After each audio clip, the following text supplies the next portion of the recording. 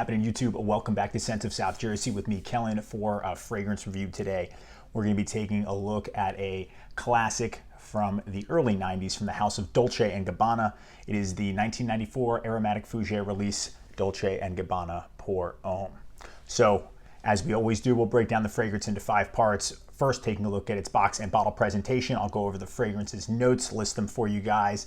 Then I'll talk about its performance and my experience wearing the fragrance, give it my overall thoughts, and then of course my overall rating. Before we jump into it, if you're new to the channel, make sure to subscribe to support the channel. And if you have an Instagram, go ahead and check out the Scents of South Jersey Instagram page for news and updates on the channel and photos of fragrances from my collection. Now let's review Dolce & Gabbana Pour Homme.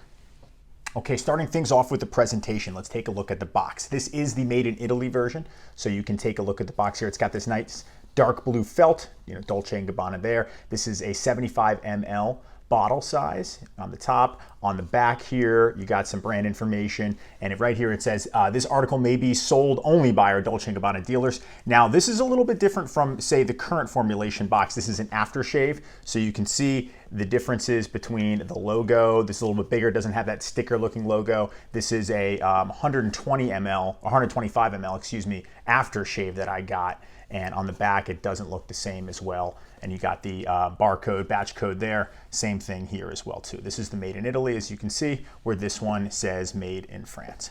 Now taking a look at the bottle. Here's the bottle. Beautiful juice, very simplistic bottle, really, really nice, classy. It would look excellent on anyone's countertop here.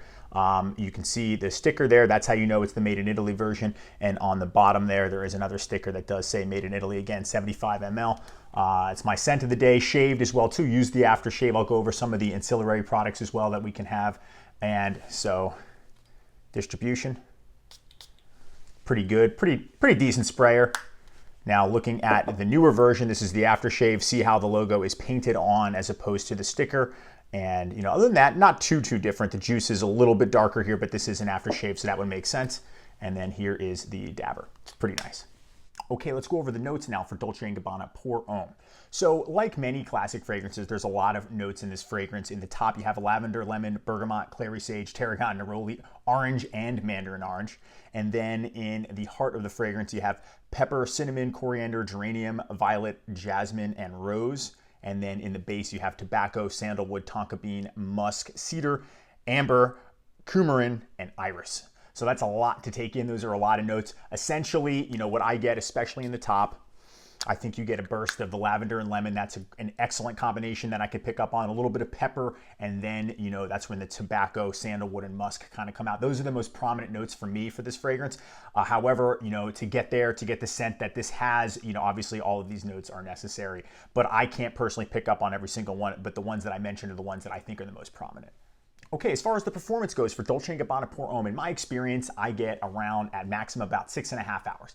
Definitely won't get me through a whole work day. I don't think a beast mode fragrance really was the goal here, even with the vintage made in Italy version.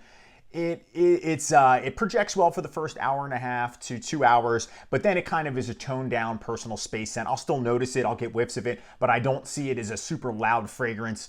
And it's a classy scent, so I don't think that they were going for a beast mode thing. I can't remember my experience with the newer formulation because that was the one that I had first back in like 2013. But I think the performance, from what I can remember, again, this is just a memory, was about the same. It definitely sticks to clothing, I think, a little bit more so than skin. But at the 6.5 hour, 7 hour mark, I really can't smell it too much anymore. Okay, so my overall thoughts on Dolce & Gabbana Pour Homme. This is a really special fragrance. This is one that I think is absolutely the best from the house from what I've tried. I haven't tried Eau Masculine, and I haven't tried Dolce & Gabbana by Man, but from all the other ones that are a lot more kind of new age, this one really stands out to me. It's very classy. It's an excellent masculine summer scent. The citrus, the pepper, the tobacco, the sandalwood, that blend together makes this such a crisp, clean, bright, and masculine fragrance. It really sets it apart from all the other ones, and it's mature, but it's not too mature. I think anyone 25, 26 and up can enjoy it. That's really when I started wearing this one. I received a bottle of the new formulation for Christmas in 2013. I had mentioned that earlier in the video. And, you know, I remember my dad having this exact kind, the Made in Italy version, when I was a kid. Don't really remember what it smelled like, just remember the visual of seeing this here, the bottle, the sticker, because it's very distinguishable. So he liked it, and he got me the bottle of the new formulation for Christmas. And initially I said, and this is, you know, back in 2013, I said, this is an old man smell, I don't really like it. And then out of necessity, out of running out of the cologne that I was wearing at the time, whatever it may have been, probably Jean-Paul Gaultier Le Male, I started wearing it. I started wearing it to work every single day. And then having it on, I really started to appreciate the fragrance. And then when I decided to get another bottle after I had purchased the aftershave, because I saw this at a rack store, and that prompted me to get a bottle, I hunted down the Made in Italy version. And again, I don't remember the difference really between the current and the vintage that much. From what I sprayed it on, it's brought back a scent memory, and it's excellent. But when I really developed an appreciation for this fragrance is why I wanted to make sure to get it. And now I'm really happy that I can review it for you guys. Again, you know, this is something that you could wear any time of year, but it's excellent in the summertime. It's one of those masculine fragrances that you could wear in the summer, but it really would work any time of year. Probably better performing in the summer, say, than the cooler weather.